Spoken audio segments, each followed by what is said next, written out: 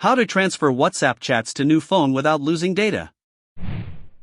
First of all, open WhatsApp on your old phone. Tap the three-dot menu in the top right corner. Now you will see different options. Tap Settings. In the Settings menu, open the Chats option. Here, tap Chat Backup. Now tap the Backup button and wait until the backup is completed. Once the backup is finished, go back to the Chats menu. Tap the Transfer Chats option. Now take your new phone and install WhatsApp from the Play Store or App Store. Open WhatsApp on the new phone and verify the same phone number that you used on your old phone.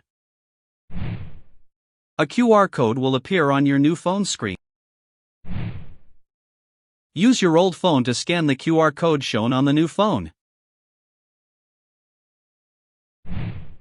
Both phones unlocked and close to each other until the transfer reaches 100%. Follow for more tech tips.